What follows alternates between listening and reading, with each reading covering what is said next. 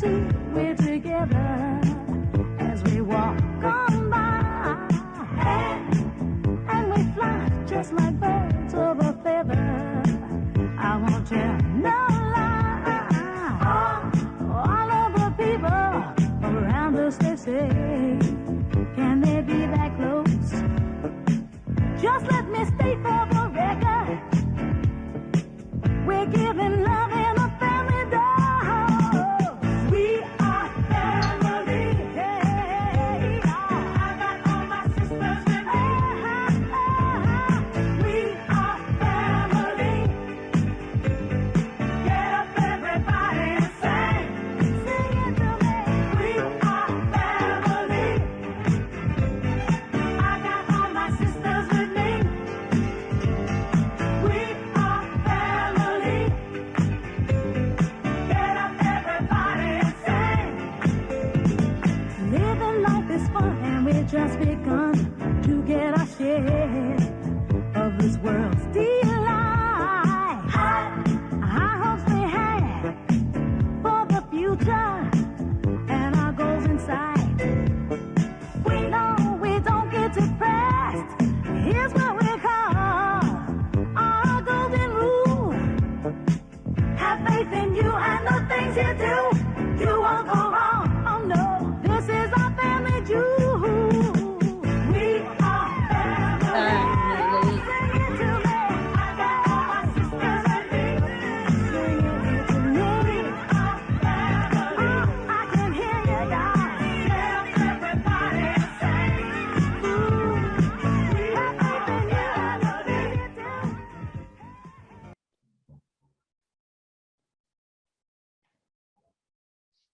Yes, we're a great family, and we added Japan and Canada in our family, also in Europe, and even Australia. Donna was with us in the morning, but now I think she's sleeping. Now I would like to ask Kenan to show us a video of our international president who was sent some months ago, but it is telling us how important Lions Quest is for him. So those who have not met our international president of ISIR will have chance to see him on screen at least. Kenan, let's have Alexander Douglas.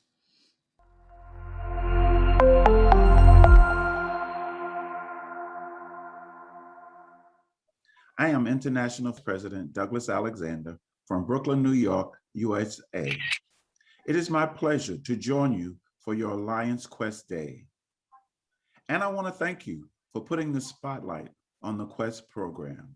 I want to thank you again for taking the time to address the Quest program in your area and to promote it. And as we live through this difficult time of the pandemic, I know this last year has not been easy for all of us, but yet Lions still found ways to serve. You still found a way to put the spotlight on the Quest program. And I want to thank you for that. But as we move forward, we must continue to serve and to serve safely. And remember to serve with kindness, because kindness truly matters. Thank you for all you do. I look forward to, as things continue to get better and we start to travel again, to visiting your part of the world, to see the wonderful work that you're doing, and yes, to see your Quest program in action as well. So again, I thank you for all you do. Have a great day. Enjoy the rest of your program.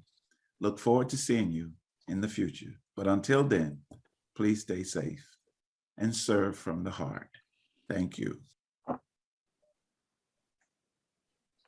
Yeah, it was a lovely message, wasn't it? Yeah. The most important thing is to be healthy. And I thank God that none of our European members, we didn't lose any members. Some had bad experience with Corona, but they are wonderful, healthy back now. So staying healthy is the most important thing in today's world. Now I'd like to invite past International Director Sandro Castellini to speak on behalf of LCIF, who honored us today, and to give us the inspiring message for Lions Quest team. Sandro, the floor is yours. Thank you so much, Nigel. Thank you for the invitation. And sorry for not putting it on my agenda on a timely way. I'm very proud to be here today representing the Lions Quest Working Group of the Board of Trustees. And I also am very proud to be European, because since the start of the pandemic, Lions in Europe have worked hard to change the way to work with Lions Quest program and look into the new reality.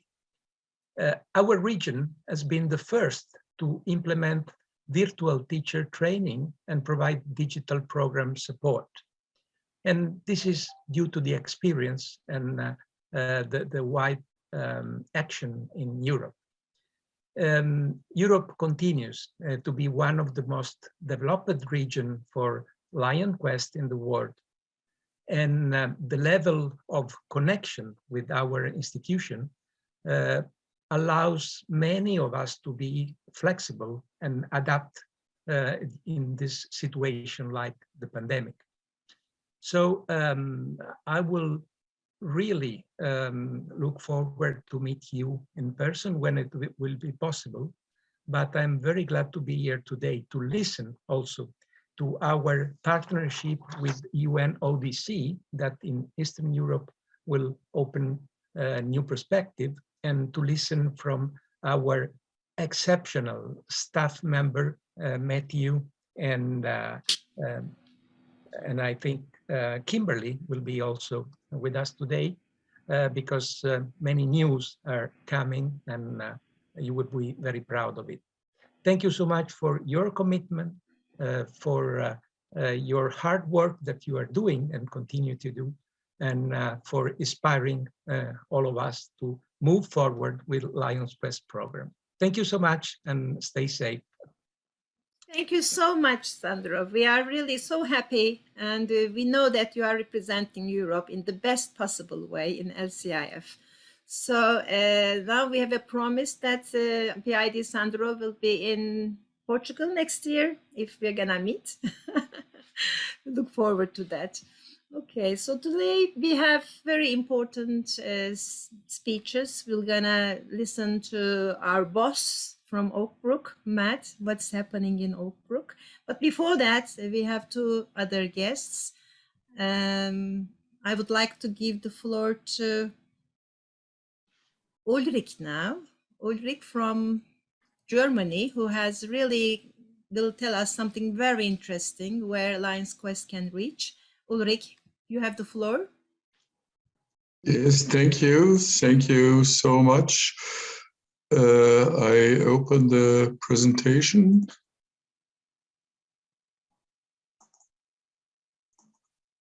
Okay, you see the screen presentation? Yes. Yes, that's good. Yes, welcome, dear Questaristi all over the world, not only Europe. And thank you for the opportunity to talk about Lions Quest Germany. The actual development we have in the moment is, okay, I have to show you, it's that we have continued with our program Lions Quest Skills for Adolescents. It's age 10 to 15, and now we have edition number 5 since September 21. So we prepared it, and especially Peter Sicking did it since or in the last years. And also we have the program Erwachsen Handeln, Skills for Action, age 14 to 20 years, and it's under revision in the moment. We hope that we can continue quick and with the revision in the perhaps next year. But you have seen in the agenda new approach in Germany. I think it's more a discovery than an approach. But for all new in this meeting, in 21, we had in Germany 190 seminars, most in presence, face-to-face because the schools, they mostly want this type of seminar. And they also wanted mostly the 2.5 day seminar and not the 2-day seminar we prepared especially for this COVID time. At first, I would like to show you some challenges of our time.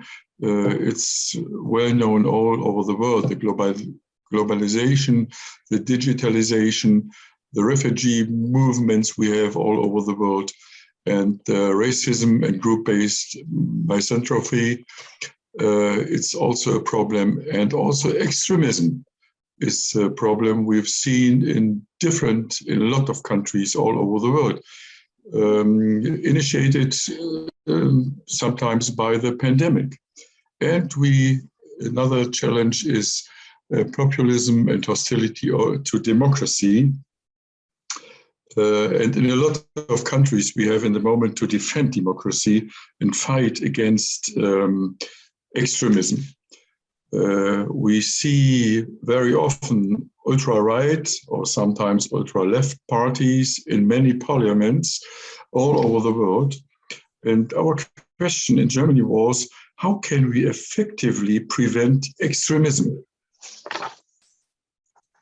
And the ministries in Lower Saxony, it's a part in the northern of Germany, we had a working group established, and our goal was to prepare a template for the ministries.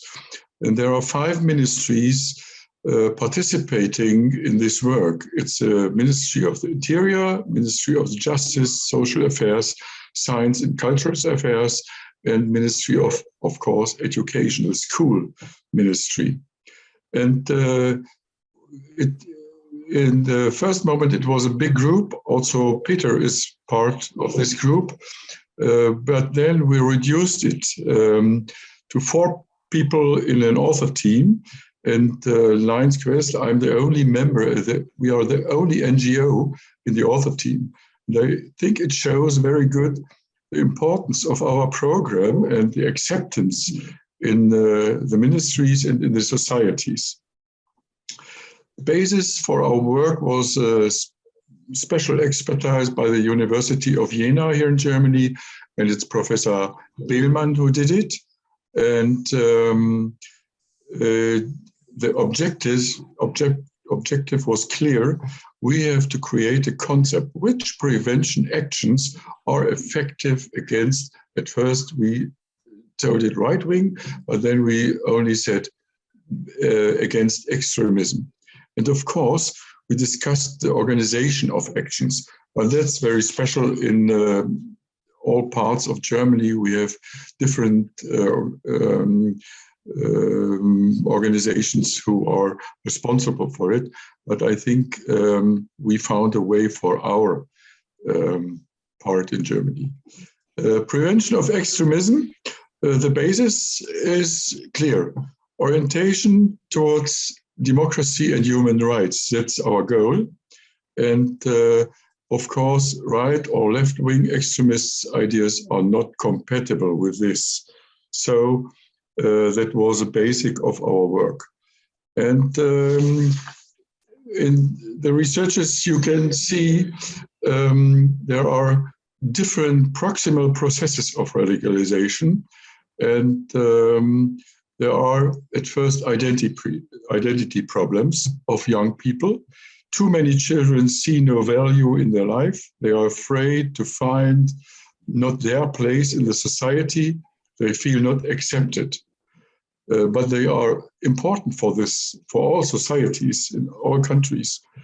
The second proximal process is our prejudice structures.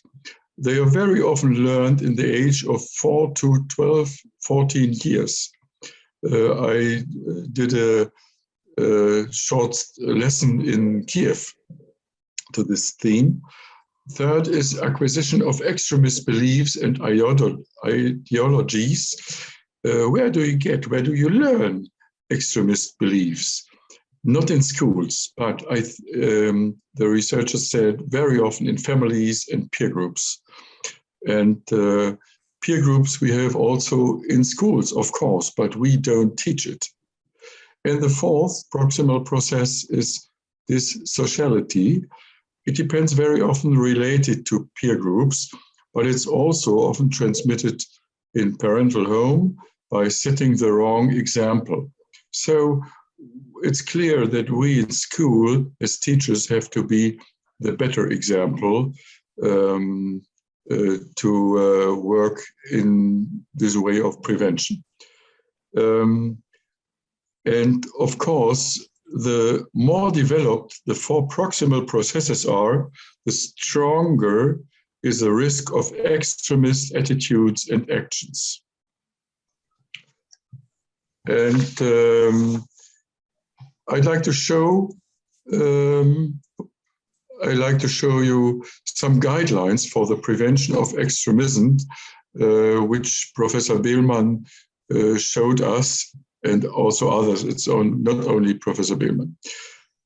For the identity problems, it's very important to experience identity and belonging. You are part of a group, and you have to provide opportunities to work out an identity. And that's possible in all parts of life, in school, sports, culture, politics, friends, and hobbies. And important is identity is not only consist of origin, religion, and gender, but very often these are the basic differences people see in a society. But they have to see also that they have many things in common. And we show it very often in group building processes. And that's the same in the case of prejudice structures in society. Give the students positive experiences of diversity. Also in group building processes, in our seminars, we do it and show you are a part of different groups. And then we have pedagogical teacher in German, professor in Germany, Anne-Dore Prengel. She teaches the pedagogic of variety. You are part of a social group. You identify with a social group, but your own group is different, but not better than other groups. And you see what Adorno, a German philosopher, said to this: the quality of a society shows itself in being allowed to be different without fear. And we all have a lot of things in common with others, but we are always part of different groups. The next guideline of extremism, also a proximal process when adopting extremist beliefs and ideologies.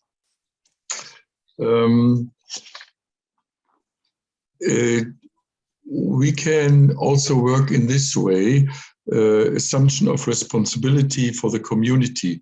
And in our trainers meeting, we talked about this. What about the role of service learning? What about the project learning in school in different countries? We have to show them that they are responsible for the community, that they are important for the life in the community. But there is a prerequisite, teaching values, such as empathy and so on, you see it here, must be learned. It's a basic cultural technique. It's like reading and maths. You have to learn it, and we have to teach it in school, because very often families in the societies are not able to do it. I learned it from my grandfather or my grandparents, and my parents, but today only in few families they work in this way. And last point of proximal processes is the social behavior problem. And yes, I think social learning is a core component of childhood and adolescence. That was a result of Professor Behlmann's studies and creating opportunities to have social experiences in school. A part can be that students experience the value of democracy, by experience also undemocracy in special lessons. But the most important is the coming together in social experiences to jump over the hurdles between groups and to find social rules of living together. And also is important, not aggressive, but be consistent when rules are broken. Show, no, this rule we cannot agree, and we have to show it to the students. 3 areas of work you find in schools. It's organizational development, classroom development, and personal development. But this is not the only work. More important for us is the work with the students. And there is important, and that's this have proven to be particularly important for working with students, recognition in every way. And the second is the development of the ability to reflect. And in the trainers meeting, we talked about this, that it's one of our strengths we have in our Lions Quest program, to give them the ability to reflect, because top-down teaching can cause also resistance. But also clear that you have to set measures in case of extremist statements or actions. When you see all this, these are the proximal processes, then it's important to give not pure knowledge transfer, but also experienced, emotionally experiences to the students, and strengthening skills and competences are better than teaching avoidance strategies. And that means Lions Quest, especially Lions Quest Skills for Action. And we have, I think we have a very good German version of Skills for Action. As a non-specific program, fulfills these criteria and works against proximal processes of radicalization. Thank you for hearing this, and please be negative in the future. Be negative. Stay healthy and be negative. Thank you very much, Ulle. You have been our keynote speaker tonight, and this is a wonderful example what Europe can produce for Lions Quest. And Europe is really suffering from especially immigrations, and we are a very diversified society. And now we know that Lions Quest can extend to this major problem in Europe as well, and Germany is leading as always. We'll look forward to hear further about this. And as you said, you discussed this in the trainers meeting. 2 sessions before this, we have been working since morning very hard. Now we will hear from the reporters of the 2 sessions. But before that, I would like to give the word to past international director Jorn Andersen, who has been the leader of this group for, as far as I know, 15 years maybe, since I know the Lions Quest Europe meetings. And I'm sure he has some messages to us if microphone is allowing. Yes, Jorn, can we listen to you? Your microphone is closed. Your microphone is closed. Can you hear me now? Yes, yes. Okay. Thank you, Nilgun. And hello, everybody. It's very special for me to meet you. Some of you, or most of you, I know me very well. Some of you don't know me. But my name is Jørgen Andersen, and I'm a past international director from Denmark. And I have been a part, or let me say it so, that Lions Quest have been a part of my life for 25 or 30 years or something like that. Because I'm proud to say that Lions Quest and Denmark is very connected, because Denmark was one of the very first countries in Europe introducing Lions Quest back in the 1980s. Nilgun, thank you for inviting me to be part of this meeting, because I reached the point in my life, in my Lions life, where I am almost past all over. It means that I am now more or less a normal lion working, but Lions Quest will always stay in my heart, in my life, and therefore I'm so happy to see all of you today and be able to say a few words to you. Lions Quest Europe has also a special part in my Lions life, because most of you, or many of you, have been part in making Europe to the strongest Lions Quest area in the world. It's the point where we are now. And when I looked at how many participants today from almost all countries in Europe, then I'm so proud and happy. I know that there have been ups and downs. There have been ups and downs. What's going on? Something? No, I don't know. Online, yeah.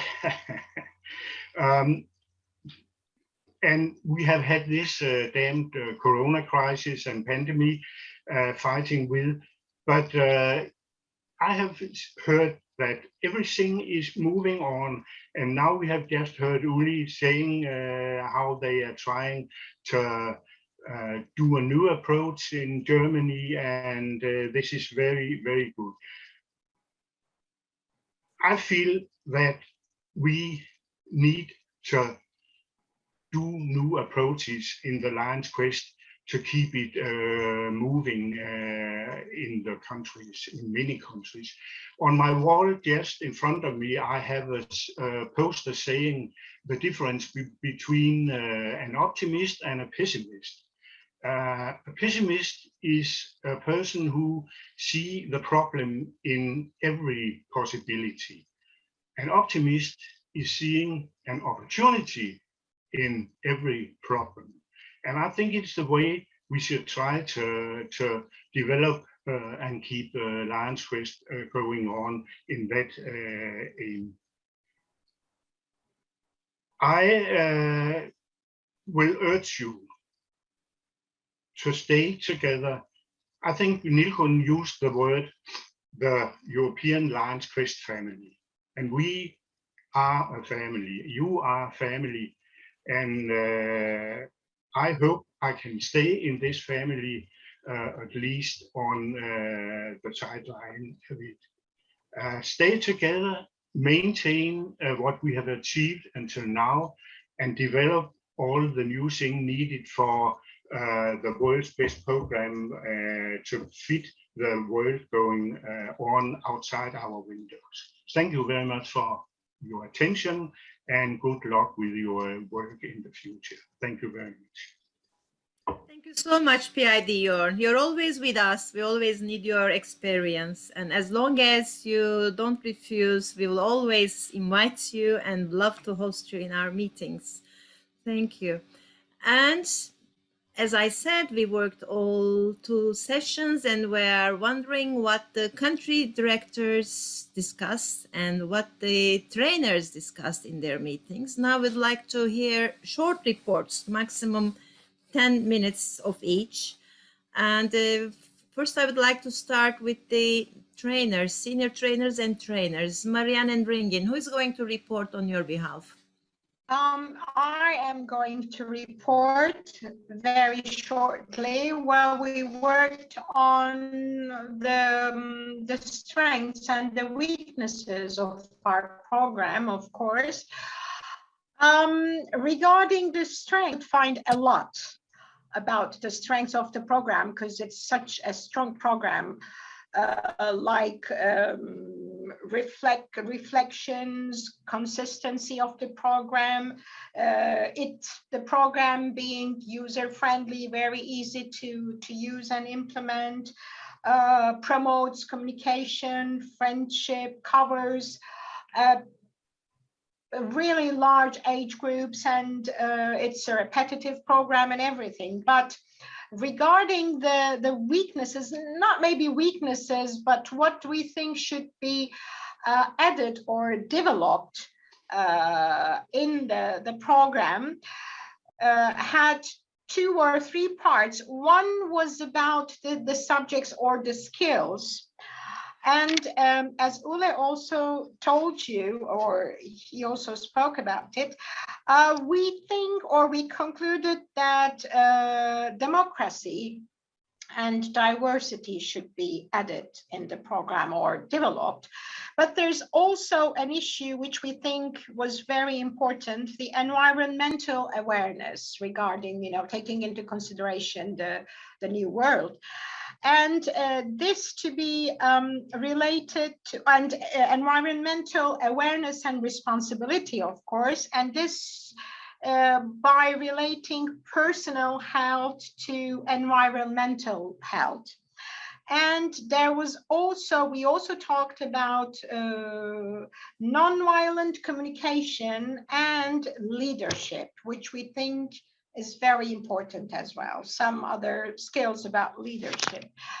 And concerning the implementation of the program, our trainers and senior trainers, or most of us, suggested to have something about the inclusion of the students with special needs in the classroom. How can we include them? How can the program itself help us with the inclusion of the students with special needs in our classes? And we also talked about expanding the age group. We know that, I think we are working on expanding it to age from 1 to 3, but we also talked about expanding the age group to college or university students in 2 different ways. First, yes, including university or college age groups for the students themselves, for their well-being, and to continue developing their social emotional skills. But the other one was for the students aiming to become teachers in the future, to, let's say, maybe pre-teach them about this, the program, Lions Quest program. And also one more thing was to find a way to prepare a questionnaire which will lead us to like a follow-up platform after the workshops for teachers to respond to some kind of questions. Yes, we can call it an online follow-up or evaluation platform. And how can we do it within the program or during the workshops? So that was all we talked about, and thank you. Thank you, Rengin. And by the way, I have to say that all those meetings are recorded, and all of you will be sent links to watch and listen later, because it's not easy to absorb everything said. It was a very heavy working day. Thank you, Rengin, and all the trainers and senior trainers that worked with you and Marianne. Now I'd like to invite Peter, it's you, isn't it, to report the country directors session, what we talked about and what are our outcome suggestions. Yeah, I'm yes. sure Opruk will love to listen to them also. Yeah, thank you very much. I like to do that. And we had two very dynamic sessions today. The first one was sharing experiences from the last 12 months. And for example, we discussed the positive and negative aspects of online trainings. In some countries, they are very successful. In some countries, there are teachers are reluctant regarding online trainings, but they have very positive aspects and they definitely show the road to the future. In that context, we also learned that parents' webinars are very successful in some countries. So this could be something for us to consider in the future, as well as preschool programs. And third aspect we discussed was the support we get from, for example, authorities. That was also quite a diverse experience. Some countries enjoy very well support from the authorities, while other countries don't get any support at all. So please let me stop the report from the first working session, because we considered the second working session much more important. During that second session, we collected recommendations for the future development of Lions Quest. We had 4 groups in breakout rooms that collected those recommendations. And at first, we collected recommendations for changes, adaptations, updates of the program itself. And the outcomes were as follows. The program should embrace new technology, for example, social media, YouTube, podcasts, etc. The curriculum for the kindergarten and the parents' curriculum should be delivered. The high school curriculum should be more innovative and catch the times. New topics, elements should be added, integrated, like health literacy, gender, democracy learning, awareness, and mindfulness. Standard evaluation methods and tools are required. And online training of trainers should be considered, as face-to-face ones are very expensive. We then asked ourselves which elements of the program should be standardized, which should stay or be flexible. The outcomes were as follows. The methodology, skill sets, and the framework of the program should be standard. Parents and young people's involvements should also be a standard, while books and content should be flexible to allow for cultural, political, and educational system differences. Next, we collected recommendations how to improve the relations with our trainers. And so we recommend regular meetings and social gatherings, face-to-face and online, using social media groups for improved relations and exchange of lessons learned. Trainers should also meet with Lions members. We do that sometimes in Germany very successfully. And trainers should also be used as consultants in schools. Finally, we collected recommendations and suggestions for LCIF, which are the following. More meetings, such as this one, should be held. Shorter meetings for an hour on specific topics should also be considered. We need to know the roadmap and plans of LCIF at due time, and we need openness so that we can adapt our plans accordingly. The approach should not be that Lions Quest is a US program adapted in countries, but rather it is an international program. We need faster responses from LCIF and more promotional materials, such as films, etc. The actual impact of the program should be monitored by LCIF globally. The international Lions leaders can highlight and embrace and talk about the Lions Quest more, which would improve our visibility. And finally, The Lions Quest implementation should not be left to the country governors, as their approaches might be different. So this is it from our works and outcomes in the CDs groups from our day. Thank you very much for listening. Thank you, Peter. Listening to you, I'm amazed how much work we have done in such short Indeed, time. yes. This is only parts of what we collected all together. So there's lots of stuff for us to do in the future. It was a very wonderful summary. Thank you so much, Peter. You're welcome. So, and now we have reported what we have done. And now I have an honor to invite a very special person, Vadih Malouf from UNODC, to tell us what's happening in the program. We are so proud of the partnership of UNODC and LCIF. Vadih, I think I want to present with Zana as well. So it is, are you with us, Vadih? I'm with you. Okay. Thank The you. floor is yours. Thank you very much, Nirgun. I'm very happy to join you. I'm very happy to see very familiar faces, some faces I haven't seen before. I'm looking forward as well, as you mentioned, to meet in person, hopefully in the near future. I thank you for the invite. I really appreciated the welcoming words and the nice word of the international director, as well as Mr. Castellano's recognition as well of our partnership and interest in terms of learning of our partnership. PID Yogi as well, Yon, your message of optimism in terms of looking at opportunities in the problems we're facing is probably more or less the theme of what I'm going to talk about. I'm optimistic in nature. So yes, when it comes to, I really appreciated also Yuli's very nice presentation of how things are moving forward and the conclusions that you have. Our partnership has started in 2014 and has constantly been growing in terms of moving forward.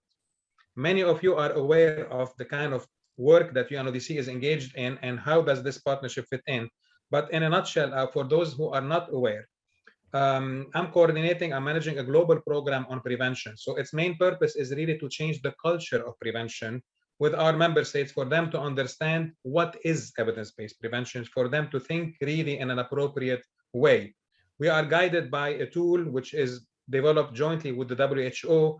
These are international standards on drug use prevention.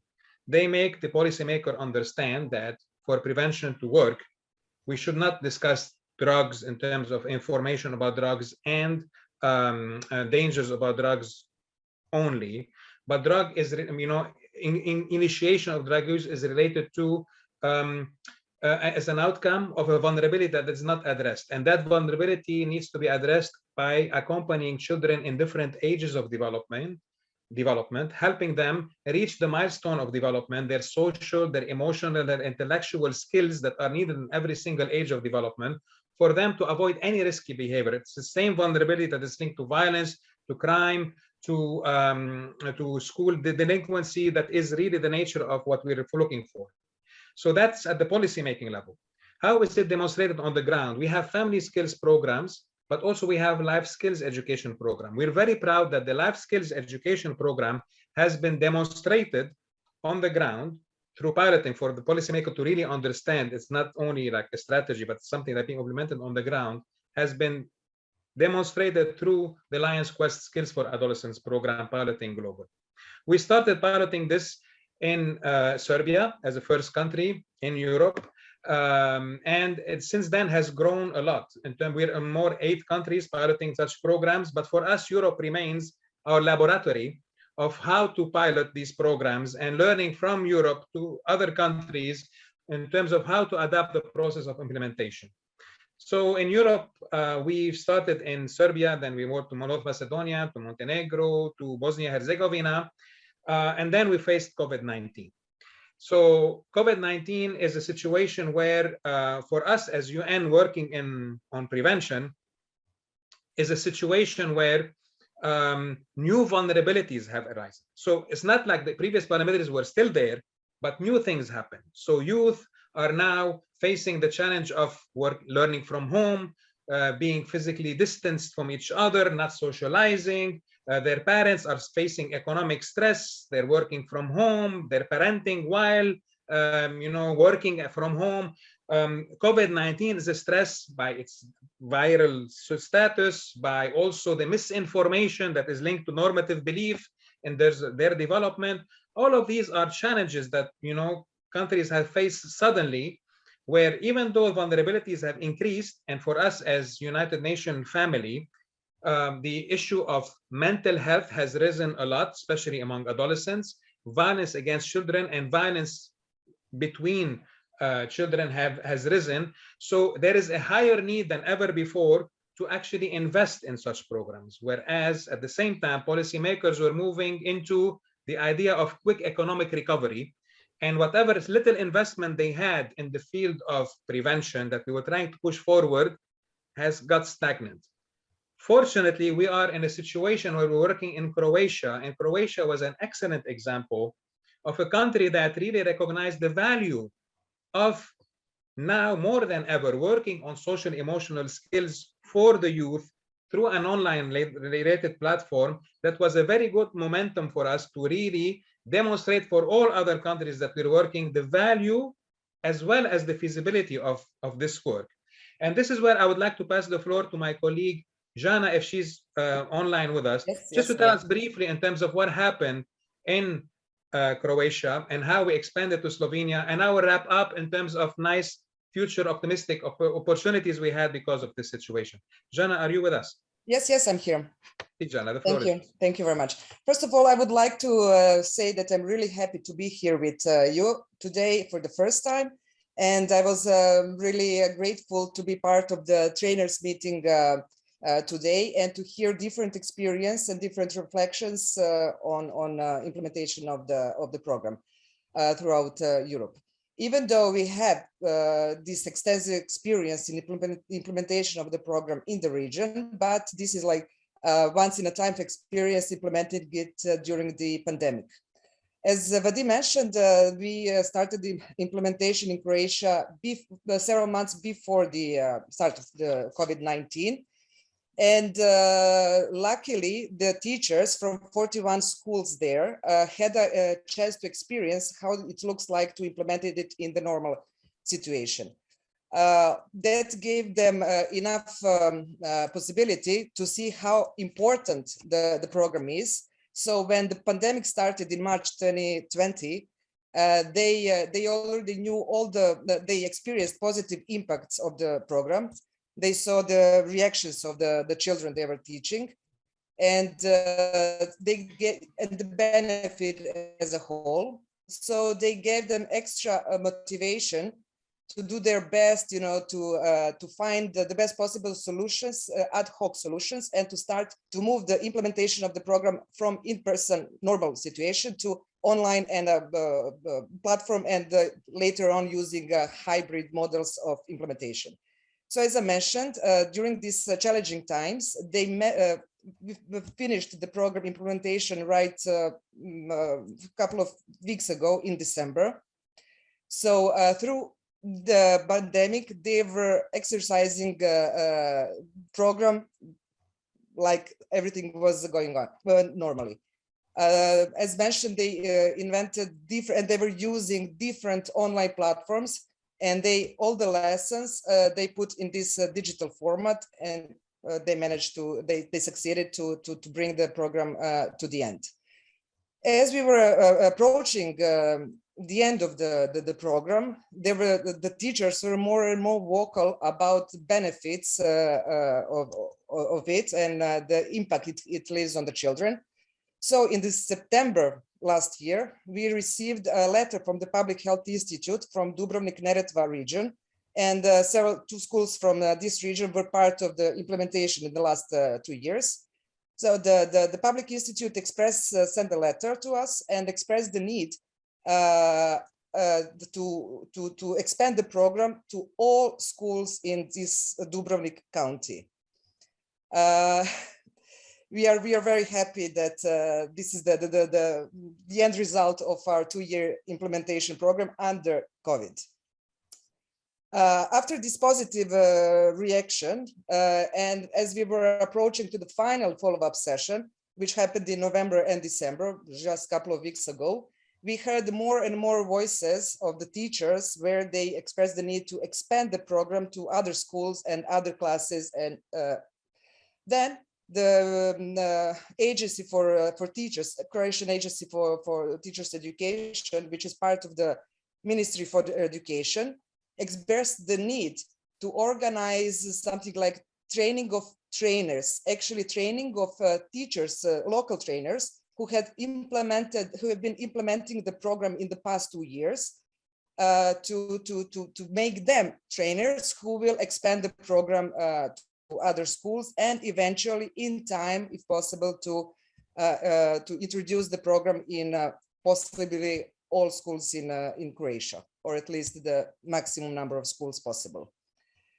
We are in the process of addressing their needs, and hopefully that we will be able to meet them all. In Dubrovnik region, actually the first training, 2 local trainers, Alma was here with us today, and you heard, most of you heard her impressions. We are going to organize it in Dubrovnik for these 36 schools. Soon we are expecting to organize training for teachers in Slovenia as well. And Matej, our partner in the implementation, who is also today with us, also had a chance to hear all your impressions and to gain more experience. So we hope that, we know actually, that the whole process that is waiting for us will go much smoother, since we have all this knowledge behind us. And but we still hope that the pandemic will end up soon, and that we will be able to implement it, to train the teachers and implement the program in the normal circumstances.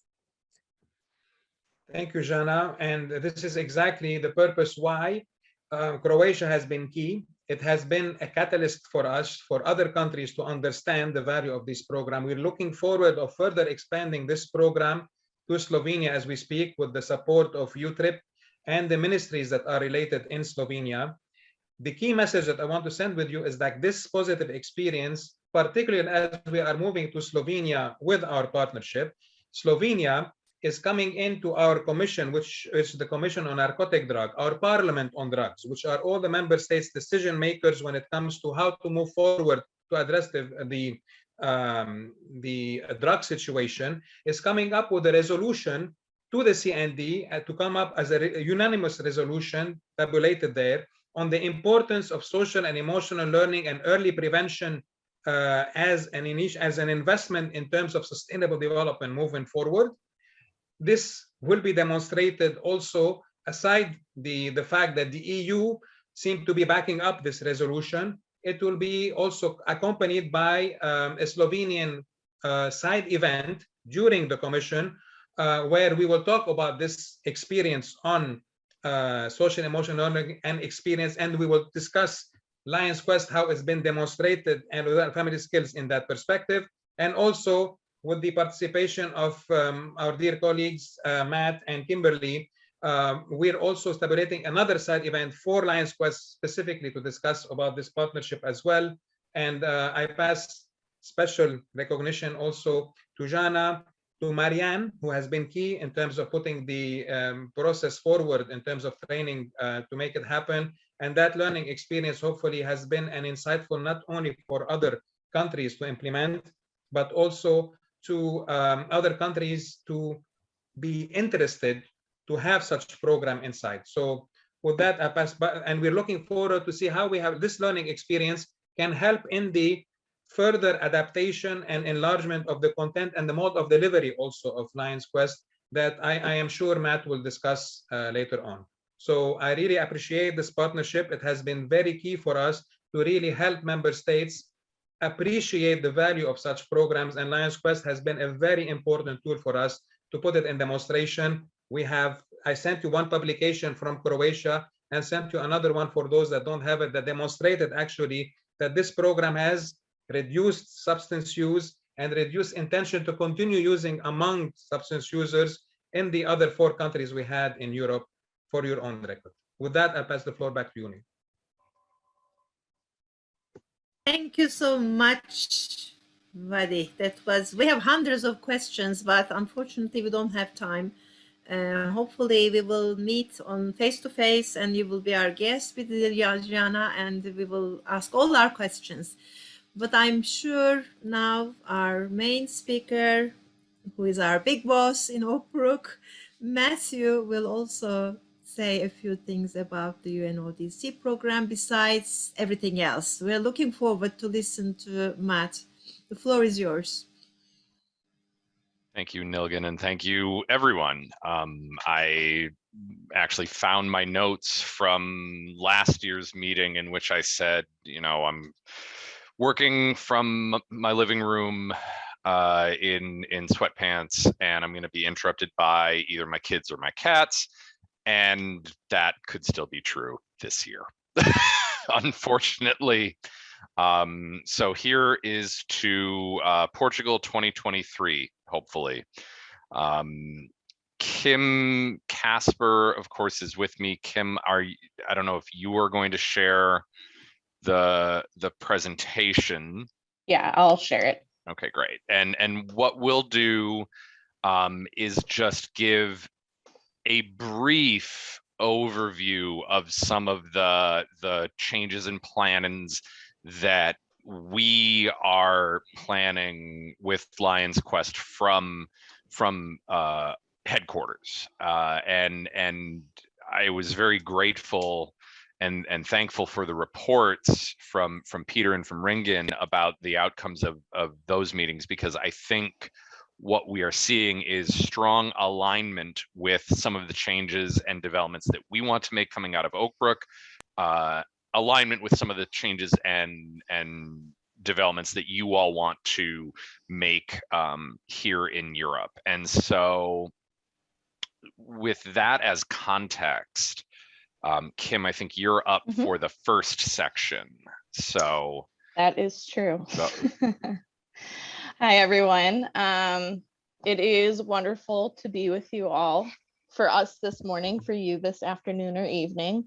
Same as Matt, hopefully Portugal 2023, I actually get to meet all of you in person. It's wonderful talking to you, but it's not the same as meeting you all and talking to you all in person. So we have a few different updates to share from LCIF for everyone today. The first being some updates just about our grant program. The second being a couple updates about the LCI strategic plan and Lions Quest's place in that. And then the bulk of our conversation or our discussion today will be around the program revision. So it was really great to hear some of the outcomes from the trainer and the directors meetings this morning, because as Matt mentioned, I think some of those things that came up definitely align with the conversations we're having in Oak Brook. So I imagine that will make many of you very happy, but we'll get into more detail than that in a moment. So I just wanted to make sure that everyone was aware about some of the grant program updates that happened at LCIF. I did send out an email to country directors with this information in December. If you did not receive that email, it's possible I don't have your most current or accurate email address or contact information. So please reach out to me after the meeting if you need to update that. But I just wanted to let you all know, if you weren't already aware, that the Humanitarian Initiatives Department, which is led by Cassandra Bird, which formerly Gabriella Klein managed the Lions Quest program grants within that department. They've undergone a restructure and they are now the Global Grants Department. And within that Global Grants Department, all grants for a particular constitutional area are handled by a team of specialists for Constitutional Area 4, the manager for that is Benjamin Futransky, and the specialist working on grants for Europe specifically, including Lions Quest grants, are Julia Bunzbarn and Beth Smith, who's currently out on maternity leave. So if you intend to apply for a Lions Quest program grant, please keep in mind that that structure has changed. And I wouldn't be surprised if some of you already know Julie or Beth from working with them on other programs or other grants. I also wanted to remind you that the Lions Quest working group of the LCF Board of Trustees has replaced the Lions Quest Advisory Committee, which means that the Lions Quest program grants are actually reviewed 3 times a year now, instead of previously where we only accepted and approved grants 2 times a year. So that does give an extra opportunity in May to have a grant approved by the board. And then also anticipate a new grant application form coming in the next year. We've made some updates and some changes that were presented to the board in January. So that is something that you can anticipate seeing. And then Lions Quest promotional grants and community partnerships grants are still managed by the Lions Quest department. So there's been no change there. And then the LCI strategic plan update, I will let Matt handle that one. Thank you. As some of you may know, that Lions Clubs International is undergoing a strategic plan. Some of you may have heard of LCI Forward. This is the evolution of that. And there are many components to it, everything from branding to member engagement to better integration between LCI and LCIF. If you go to the lionsclubs.org website and search for strategic plan, there is a bunch of documentation about that plan. What you all need to know that most directly ties into Lions Quest is that over the next several years, the 5 global cause structure, for which Lions Quest was not included, is going to be retired or evolved. I don't know what the right word is.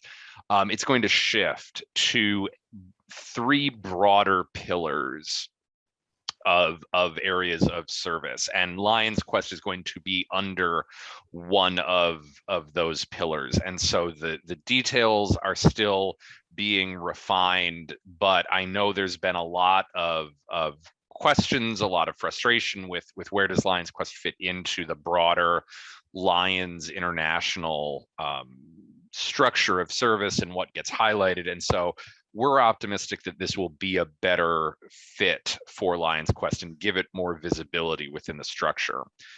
Next slide, Kim. Mm-hmm. And so now we move on to the revision. And Kim, if I'm talking over slides that you're supposed to do, please flag me. But we've got, we've got some exciting developments coming with the revision of Lions Quest. We're going to talk about this during throughout this presentation, but I want to emphasize it here first, that many of the revisions that we are doing are targeted towards making the program more competitive in the US marketplace. And I take Peter's comment very seriously that this program should be seen as not a US program adapted internationally, but a program that is organically international in its development. And so as you're listening to these, I want you to understand that all of the things that we were talking about will be made available to you in the international level. But that does not mean that you have to do them, nor does it mean that you are restricted in developing your own initiatives along the lines of what people have already mentioned today. So I want that set as context. Okay, I can I can take this one, Matt, and then I believe you'll pick up with the Yep. first strategic goal. So for those of you who were around in 2015 or earlier than that, you were here for the last revision we made to the program materials. And some of you over the past 5 years have either adopted them or deployed them in your own country. And I think something important to recognize is in 2015, when we did release that new edition, it was with the knowledge that we needed to do something to modernize the program, to update the program, because it hadn't happened in a very long time.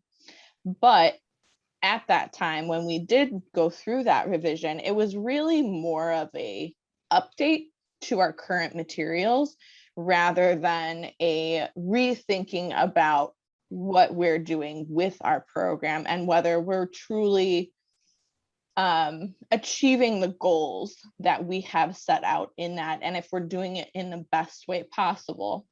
And also, since this program began, we've seen an evolution in the fields that we are dedicated to: youth development, positive youth development, prevention, social emotional learning being the biggest of those. We've seen a huge surge in not only interest, but literature and studies around the topic of social emotional learning.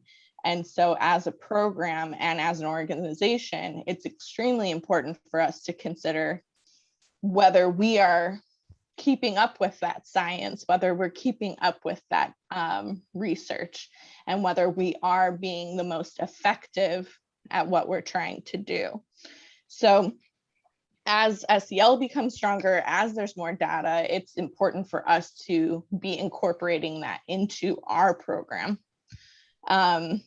And I commend a lot of the countries in Europe because many of you have adapted quickly to those new studies, new science, new research, and incorporated different things into your programs.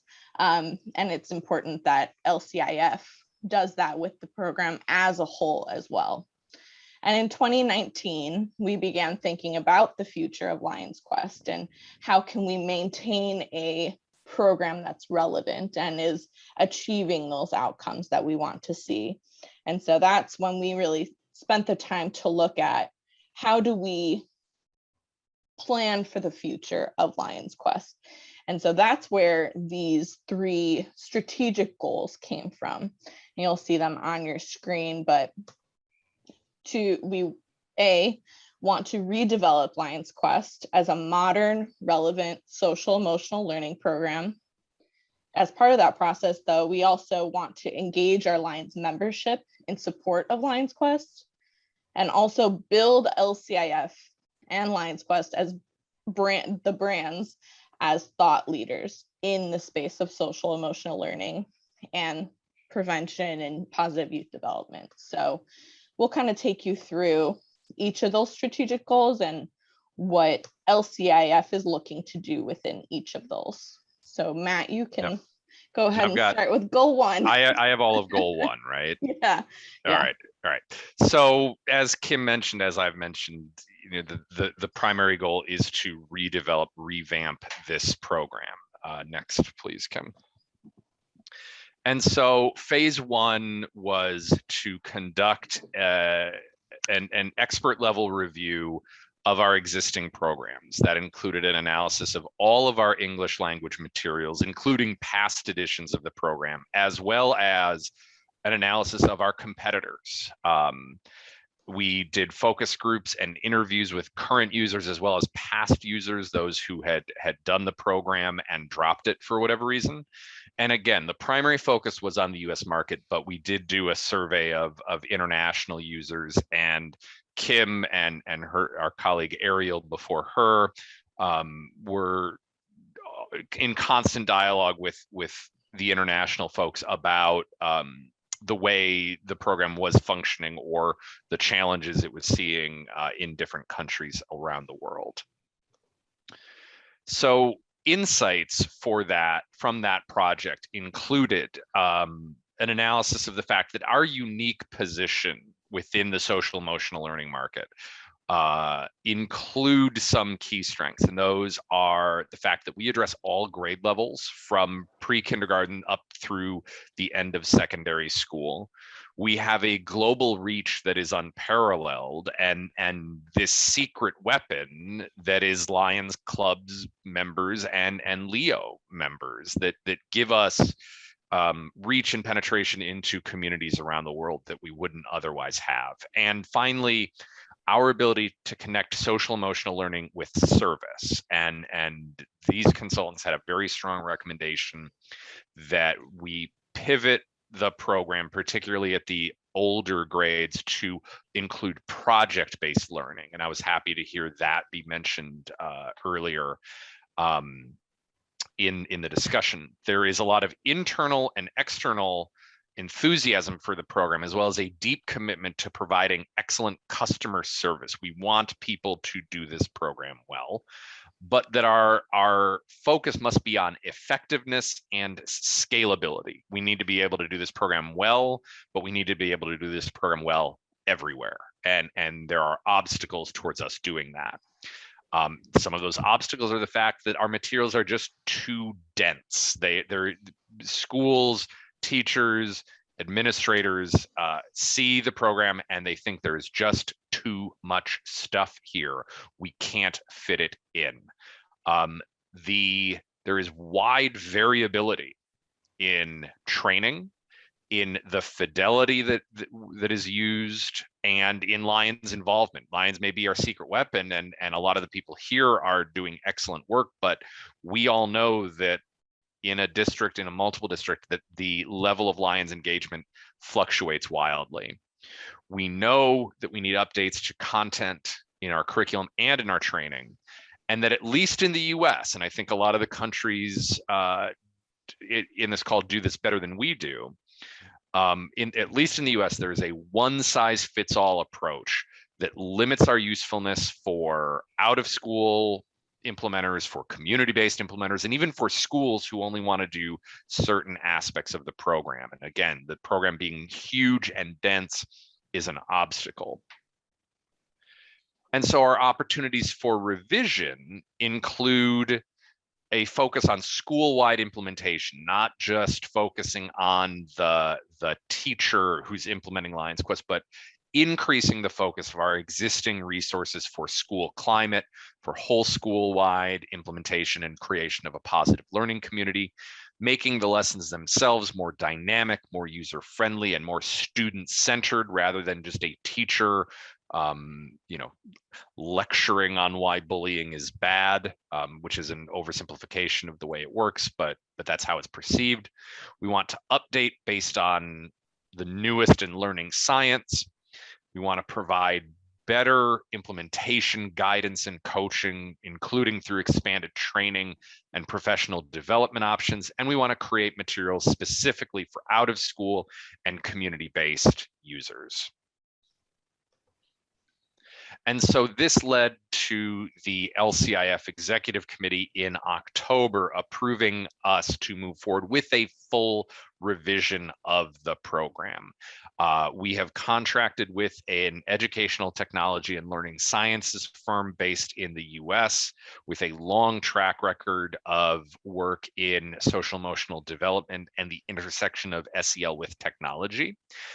We have a 2-year timeline, and that 2-year timeline began in November. So we are talking about November of 2023 as the targeted launch date, but we do anticipate rolling certain aspects out before that. The goals are to do a full revision of the Lions Quest training and curriculum. We want to build something new, and that will include a new online platform for the program. The program will be English only at first, but with subsequent international rollout. And Kim is going to talk about how that international rollout might look.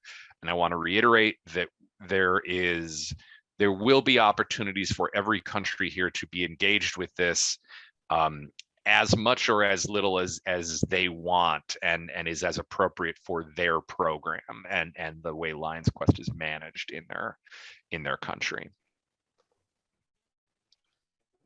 So the vision for the new program, as I said, is an increased focus on school climate resources as a complement to the classroom resources. We want to improve lessons in ways that I talked about, more student-centered, more user-friendly, but with a shorter sequence, of fewer amounts of lessons per year, because we're going to supplement with broader school-wide activities. We want to provide opportunities to practice and reinforce skills outside the classroom. We want to be the SEL program that is seen as being the most hands-on with students' ability to practice skills rather than just teach them skills. And we want a better balance with community-based implementers. Every SEL program, all SEL research talks about the need to unite the home, the family, the school, and the community. No SEL programs do that well, none of them. And it's kind of the hidden dirty little secret of SEL. It's this thing we talk about as being really important, but nobody does it at scale. And we want Lions Quest to be the program that does it at scale and does it effectively. And we think we can because we already have those resources. They just get forgotten about often, or they're the piece that schools drop first. And we want to elevate those and push those to an equal place of importance. For training, we envision an expanded set of offerings in different modalities. So live in-person training, but also live training via the web and recorded asynchronous training. The online platform will allow us to embed training and support resources directly into the curriculum. And we want to provide ongoing implementation coaching. I want to underscore, we don't know what that will look like yet, and we don't have the staff to support it yet, but we know we want to do it. We want to focus on adults' SEL skills so that they can appropriately model the behaviors for students. And we want to offer targeted trainings for parents and community members. And I want to highlight this point in a couple of aspects. One, this is something that many countries represented here are already doing better than the US, so compliments to you. Two, these are trainings that already exist. They're just forgotten about. They're just not given a place of prominence in our communications and in our marketing. And so we've started piloting ways to promote and shine the spotlight on these trainings in addition to the traditional school-based trainings for teachers. And so the shift we would see from the current program, which is comprehensive, it's huge, it's one size fits all, targeted towards schools with non-school users needing to make their own adaptations. We shift to a differentiated program for schools and non-school users, with standalone modules for prevention and with unique products for community-based organizations, including service learning. We really see service learning as a way to make this program hands-on, especially at the older grades. And by doing that, we think countries can highlight some of the areas that you've all mentioned, things like environmental awareness, health awareness, democracy, leadership, things like that. Those may not be fully fledged out units in the new program, at least in the US, but they are areas where students can engage through service learning and project-based learning. So we're very excited about a dialogue about how best we can do that with all of you. And so we'll have 3 buckets of the program that are not all that different from the way they are now, but we want them to be more equal. And so an equal balance of curriculum activities, lessons, other resources and activities with differentiated strategies at different age levels, training and professional development, as I mentioned, and then housed in an online platform that's a single hub for all of our resources. And we're still trying to figure out, will there be printed materials? Will there not be? We have 2 years to figure this out, so we don't have a definitive answer for that yet. Okay. And I will speak a little bit about the strategic goal number 2, engage lions. I know this is something that often comes up when we're talking to our Lions Quest chairpersons or country directors, regardless of what constitutional area or what region of the world you find yourself in. This is something that I know comes up quite a bit, is, you know, the prevalence of Lions Quest and the knowledge of Lions Quest amongst members and amongst leadership as well. So within this process, one of our goals is really to increase and better the that knowledge base amongst our Lions membership. And part of that is to increase the number and effectiveness of Lions Quest chairpersons.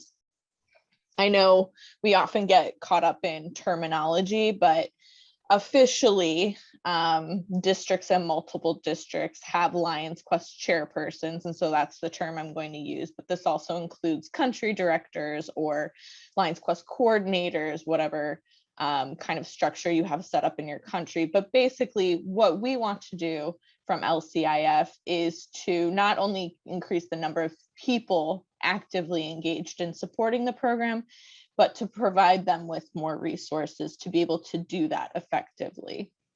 And so part of that is expanding training for our Lions Quest chairs in all of our constitutional areas. It's something we're looking at now, we're working on developing, but you'll start to see more rollouts of various aspects of that over the next few years. Integration with the LEO strategic plan beginning in 2023. Again, this is something I know many of you will probably be very happy to hear, because you do already have a pretty engaged LEO membership based in the Lions Quest program.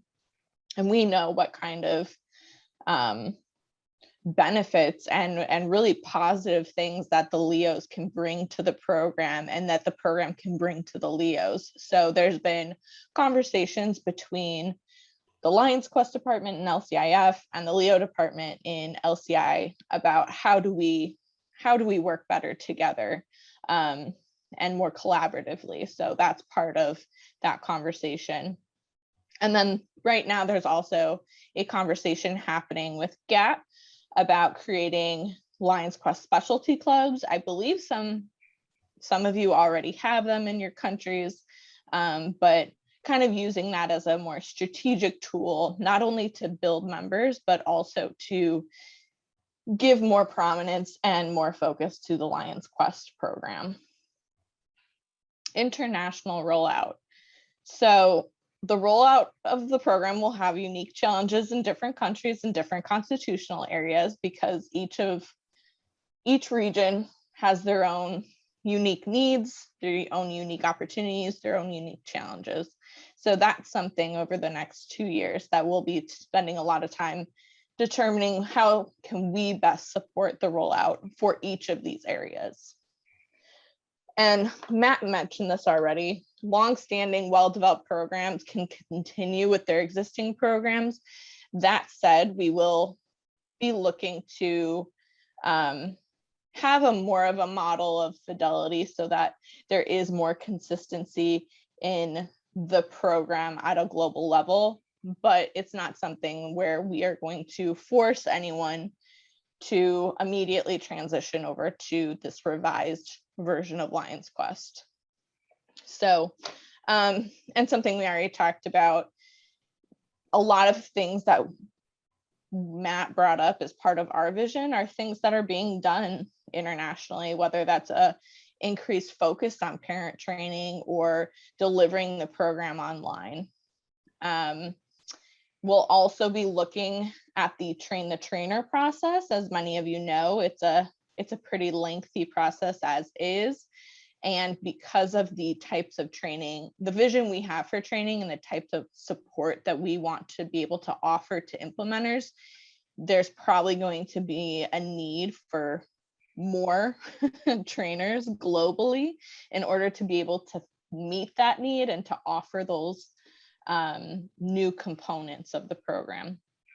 So it's a 2-year process. for developing this revised version of the program with this group that Matt mentioned.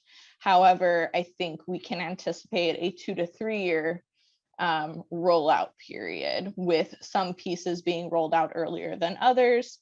Throughout that process, though, we do plan to engage with our international implementers, that country directors, that's chairpersons, that is trainers, that is other stakeholders that we work with, because we do want your voice more to be heard in this process, but also that those contributions that you can bring to the table from your experiences are going to be incredibly important to whatever we have developed in the end. Okay, and then the final strategic goal, I will give to Matt. And that is building our brand as thought leaders. And so one of the things we want in the new program is an expanded bank of resources. And again, we don't know whether this will be behind a paywall on the online program. Will it be on the LCIF website? Will it be a mix of both? Probably a mix of both, but it opens up a much broader spectrum for us to be able to engage with users and engage with users around the world by driving content that adds value for them. And so that gives us an opportunity to leverage our networks and your networks. So if the example of Germany doing work on the prevention of extremism, there's going to be content that comes out of that, whether that be stories or papers or case studies. All of that in any country we will want to highlight in the new program, in the new platform. And so we want to make as much of this open source or free as possible, and that will help drive traffic to Lions Quest, including by non-implementers. And we have a growing network, many represented in large part by the people here today, that can help us do that, whether that be users, whether that be country directors or university faculty who can help us do all of this. Next, please, Kim. And so part of the project here is going to be evaluating the new program. LCIF will continue to allocate funds on a limited basis, it should say on that bullet point, for evaluations both in the US and internationally. And ideally, those evaluations are publishable in peer-reviewed journals. Our long-term goal is to work with researchers to target external funding for randomized studies. We have not done a randomized study of the program in the US in 20 years because it is very expensive and very complicated. I believe other countries have done more randomized work more recently, but in short, any evaluation that you do that is rigorous in nature and that is publishable, even if it's in a local language, we want to know about it. We want to know about it. We'll help you translate it into English if necessary. But anything that is done with a university or done with a researcher with the goal of getting it published, we want it. We want that background for the program, and it highlights the unique international strength, not just of the program, but of the research of our program. We are the most widely researched program at the international level in social emotional learning, and we want to continue that. Next, please. Okay, and so with all that said, thinking about what the country level impact of this revision will be, that is something that is extremely important to begin considering now. As we said, it's a 2-year development process. I say 2 to 3 years because I think that's just a safe thing to say. But as Matt mentioned, different pieces will be rolled out at different times as well. as they're developed, or if we are doing any sort of testing to see if certain ideas work well and that sort of thing. But for especially the country directors, but also for the trainers and senior trainers in today's meeting, taking a look at your own country's program and determining what your capacity will be and what it is currently for maybe adopting some of these things. We didn't get into very specific ideas today because a lot of that is still being determined, but the vision for training and the vision for, incorporating more digital components of the program and doing an online delivery, is that possible where you are? If it is, what resources are you going to need to invest in to make that possible? And what can be done over the next 2 to 3 years to prepare your country to be able to deliver things like that? I know with COVID over the past 2 years, we've all had a hard lesson on adaptation, and a lot of countries have responded to that really well and figured out how to adapt to the need to be more virtual. And so as we look at that aspect of the program and incorporating more of a online delivery, is that something that your country's program is going to be able to handle? That said, this program is a global program that we want to see implemented everywhere. So it will never be strictly a virtual program or an online delivery program. But now is the time to assess your country's capacity. Do you need more trainers in order to deliver more support to your implementers?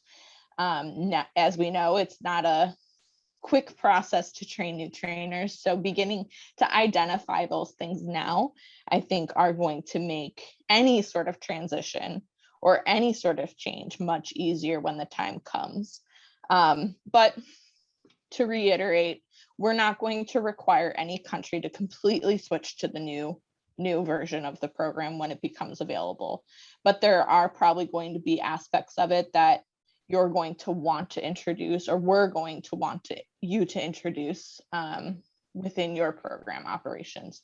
So doing that assessment now is, I think, extremely important. So that's definitely something to consider. I know I've been asked in other places, we just finished translating the 2015 edition of the program, and now you're telling us there's a new one. Again, there's not going to be a forced shift to the new version, but taking the time to evaluate the current program and what aspects you might want to incorporate when they become available, I think is going to be a really useful thought exercise and a useful practice for the next, year or two. And with that said, that kind of concludes our overview of the program revision. I have in here questions. Milgan, I don't know if that works for your Kimberly, agenda, but can we stop sharing so we can see the group? For sure. First, I would thank to Noel, who didn't disturb Matt yet, or the cat. You were with us. Noelle is at swim class. Julia is Julia. banging on the door any minute. And Kimberly, I want to mention that in our CD meeting, your name was mentioned a lot of times. All the CDs are grateful and thankful for your cooperation and help. Thank you. And yes, we can open the floor for questions maybe, but everything was so clear and so wide and so overlapping with what we have talked about. So I'm so happy, so happy. So dear group, any questions to Kimberly and Matt? Or we have been working since morning. It's our evening now. It's 8 o'clock, so we're quite tired. But there is a question from Ansgar. Okay, Germany. Go ahead. Thank you. Ansgar just recovered from COVID, by the way. Good to Yes. see you Yes, healthy. I do. So Mhm. thank you. I've only got a short, small question for the Lions Quest Energize. There was an application in former years, and many teachers used that, but now in this time it's not in function. Have you got any plans to recover it? It may not be that exact app, but one of the reasons we picked the firm with whom we are working is their ability to develop either apps or web-based, browser-based resources like that. So I don't know that it will be that exact thing that we will restart, but we do have the opportunity to create resources like that. And so if those are things that are valuable to the international audience, that's important for us to know, because it gives us more reason to try to develop that. Okay. My opinion is it's a lot of work in it, and it was only a small further on work to have it in function. And for people who are new with Lions Quest, for the first contact, it's very important and a very easy way to get in contact with other teachers, for instance, who have not visited our seminars, or like that. Okay, thank you. Any other questions?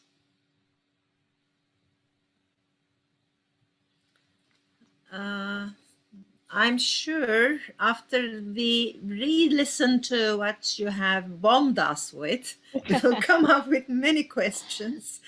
Because 3 years seems to be a long period, but everything is changing so fast. So, and time is running out so fast also. By that time, Kimberly, you'll have your baby, and it will be he or she will be bothering you on the phone, maybe. Yeah. So if there are no other questions, are there any other questions once more? And people should feel free to contact us after the meeting Absolutely. if they do have a question or Yes, think of please. something. I didn't perceive I had my microphone off. Two important questions. When you prepare the template for our workshops, very often they are not so good for our schools. We are compelled, we must feel in the full respect of the program, but be totally free in conducting the workshop, because we know the need. And for example, we can even change, because a school set in a certain background and so has some need. For example, I had a workshop with a school who is using cell has been using cell for ages. I have schools, they don't know anything. Mm-hmm. And I feel the need to, we feel in Italy the need. And then this year came out very, very strong. One thing, Christina has been asking you for ages, they have to say, students are using computer, of course, more than before. And it would be so important to have games to introduce our reality, our skills, you know. Mm-hmm. And it would be really, really important to have games, something like this, about the different skills we promote in our workshop and in the schools. Mm-hmm. Thank you, Thank you. Paula. We will keep both of those in mind. Thank you. I have a question, actually. We heard that you, as in States, actually, you may stop teachers' trainings and just give the material to the schools. Is that true, or is it just rumor? We that is something that we've been considering, and it's the reality of the way the program has to compete in the US. We don't anticipate that being we were not going to require any country to make that decision on their own, but with the new program, we will be able to embed training into the materials that they receive. So at the very least, they will get pre-implementation training, whether through a recorded webinar or other resources. But the simple reality is that in the US, there are so many SEL programs available without training that if we want the program to survive, that has to be an option. I think it's also important to note that anyone in the US that's receiving LCIF grant funding, they're doing training. Yes, that is and will remain an LCIF grant funding requirement.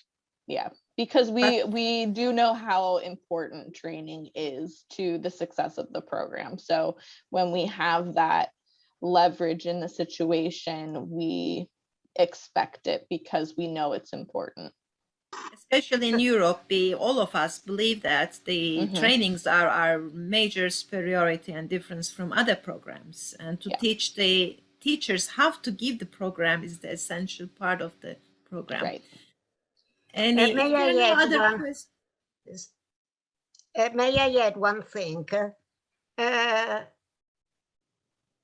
We had students who make a final thesis, university thesis on cell, essentially on cell.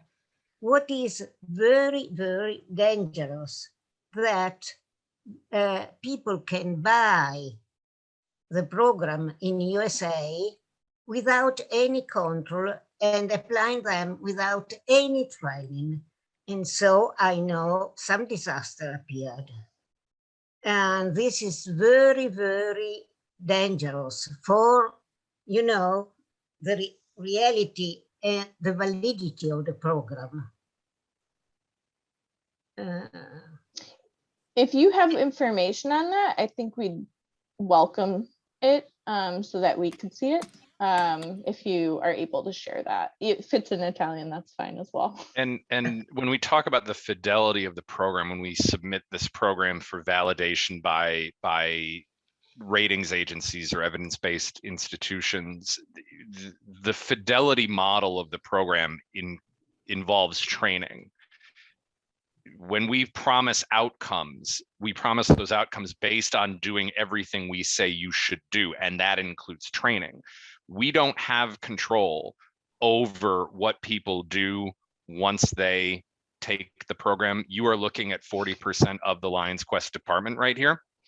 We cannot control how people use our program after they purchase it. What we can control is the quality of the resources that we offer. And what we can control is when we say you're doing Lions Quest with fidelity, that means with training. And if you do it in a different way, it's your responsibility for the outcomes. We are not promising you anything if you don't. It's like taking medication. If you don't take it the way your doctor prescribes it, that's your issue, not the doctor's issue. And it's the unfortunate reality of the program in the US. If we required training for 2 or 3 days to purchase the program would not exist. Yeah, flat out. That's Okay, it. last question from Ulle. Yes. And then we'll close. From the distance from Europe, but my daughter, she lives in Florida. So I have also linked to the United States. From the distance, it seems to be a split in the society of the United States. Is there, do you see or do you feel an effect on Lions Quest? Short answer, yes. Longer answer, yes. Just like almost everything else in American society these days, SEL has been drawn into our political divisions, and it has become a political issue in a way that it wasn't even 2 or 3 years ago. And so now I sit on some panels and working groups with other SEL providers, and our concern is that SEL becomes something that is seen as a Democrat issue or a left issue, and then the right will oppose it because it's a left issue. And in some cases that is already happening. What we are seeing though is that there is no state, none of the 50 state education agencies have walked away from SEL. What they are doing is changing the language of what they say they are doing. So they have state requirements that last year were for SEL. Now they're calling them life skills or mental health or something much more generic. But if you look at the skills they're teaching, they're exactly the same. They just changed the title of the document. And so even in right-wing states or Republican states, the educational authorities are not walking away from SEL. Morons on the internet are saying stupid stuff about SEL, but it's a very tricky moment in the US, and what we are trying to do is balance being as effective as we can while also being politically neutral, where we do not want to be involved in any of the nonsense debates that are taking place in American society. That ended up being a little harsher than I intended, Ule, but I hope you take my point, because it's a really frustrating moment for us as an SEL program. Thank you. Thank you. That's the last question, but I have Ferdinand's hand, so let this be the last one. Last question.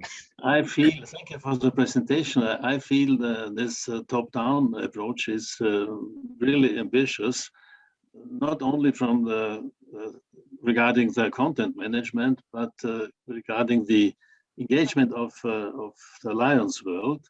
That is my biggest concern, because to reach continuity in the Lions World is a big challenge. You have in each club, and the clubs are our strengths and our weakness. Each president has his own ideas. On an international basis, same situation. Years ago, we had in the LCIF world, that's 4 columns, and Lions Quest was 1 column. In the meantime, we have 10 or 15 goals or focuses, and what should the Lions clubs do? And now you are coming from Oak Brook, and I always say we have a problem, at least in Austria. There's a big distance between the clubs and the district. I always say club and district, Earth to the moon, to the multi-district, Earth to the sun, and Oak Brook is another solar system. Okay, and how to really persuade the clubs to engage continuously for Lions Quest. It's a big challenge. And in Austria, I think the Scandinavian countries are a little bit different, but I am happy in Austria to convince at least 20 or 25% of the clubs to engage for Lions Quest. And I don't know what you can do from Oak Brook to raise this figure. That's my biggest concern. It's a challenge. It's a challenge. Very much a challenge. It's something that we're constantly dealing with, and it's a global situation. It's not unique to anyone. So we're constantly looking for new opportunities and new changes and new things that we can try to reach club members. Okay. And in some places just reach the district, because we haven't even gotten that far. But you know, and I think some of the work we're trying to do with Leos and with GAP may help a little bit, but you know, it's going to be a process, and it's going to be a slow process in some places, but it's again, I think some of those things that we're trying to do and work a little bit more collaboratively with our colleagues might help. So it's definitely something it's a challenge that we're trying Good luck, to and chip away at. we Yeah. try to support. Why don't you ask to have a part in the preparation of new governor, district governor? No. No. We've been down that road a few times. Here's the reality of it. LCIF, in all of the district governor elect training, LCIF gets about 90 minutes. Of that, 5 minutes is about Lion's Quest. What do we accomplish by going from 5 minutes to 7 minutes or 8 minutes? Because that's all we're going to get. We don't accomplish anything. There are other more effective ways to engage the Lions grassroots rather than district governor elect schooling. So I carry the scars of fighting about that for 14 years. So no. it's not the best use of our energy. Matt, we should open this to suggestions from everyone. What can be done? So it can be like a open discussion. How can we do it? It's a main problem. You cannot have an LCI appoint like GST or GMT or an officer, which all the districts can have to do. Yep. This is something different. Yep. But I think we should end the meeting. Thank you so much for being with us. It was wonderful to hear what you are saying. You revitalized our appetite and ambition and devotion to Lion's Quest. At least I can speak on my behalf, but I think all the other friends have felt the same. And we're looking forward to the new meetings when you're going to invite to discuss. Okay. Thank you. So before saying goodbye to everyone, I have two persons from all over the world, who came with long trips from Canada. Joanna, I just want to show you to others who didn't meet you in the district country directors meeting. Yes, here is Joanna. Okay. Hello again. Hello again. I'm so excited to be here. I said it's absolutely essential that this group gathers. I know it's the European meeting, but thank you for making it global, because I always learn and get so much out of it. It was worth getting up at 5 a.m. Thank you, Joanna. And then we have Hideaki, who came all the way from Japan. Hideaki, can we see you and hear your voice? Yeah. Yeah, thank you for having me again. Yeah, this is, I'm from Far East, and it's about 2 o'clock in the morning here in Japan, but I really had a good time joining this meeting. Thank you. Thank you for being with us. And Matt, I think it will be useful to have more international meetings if you can help us also. So coming to an end, it was a full and long day, very under pressure meetings, but we did it. And I think everybody's happy. I'm happy at least. So I'd like to thank to some people. First, I would like to thank Marianne Johnson and Rengin for handling the country director sessions, trainer sessions.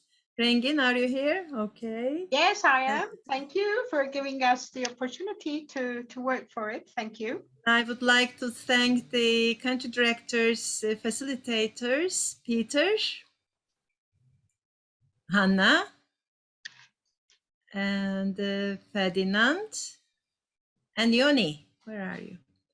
Thank you so much. We made it. And Yoni and Anna. Let's see all of us on the screen. Here comes Yoni and Anna. I'm somewhere here. Okay. So, Kenan, we have a bunch of flowers to give you on the screen, all of you. Yeah. Yes, this is for you. Thank you so much. A glass of wine. Good work. They smell wonderful. Okay, and then we have a certificate for everyone, but you have to fill your names for those who like keeping certificates or notes that they have attended. This will be sent to you by into your mails.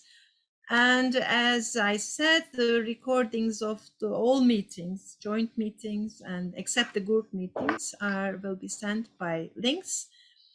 And we come to the end. This is it. One more meeting is over. So I would like to say goodbye. Have a safe trip back home. Stay healthy. And let's meet hopefully next year live in Portugal at last. Thank Bye. you. Thank you. Bye. Bye. Thank you. Bye. Bye. Bye-bye. Bye-bye. Thank you, Nilgun. Great job. Thank you, Nilgun and Marianne. Everyone for being here. Bye. Bye-bye. Bye-bye.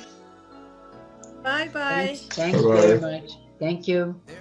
Bye-bye, everyone. Bye. Bye-bye. Maria. Maya. Brava, Nilgun. Bye, Mandy. Christina, next year Bye-bye. we'll speak Bye, even Paula. more. Bye. Ciao. Bye, everyone. Bye, everyone. I have to Bye, go Mandy. upstairs. My grandson's Bye, Raivo. There's Ciao, a ciao. movement upstairs waiting for me. I have to go. Bye. Bye. Bye, everyone. Bye-bye. Bye-bye. Ciao. Ciao, Peter. Peter. Bye, Marianne.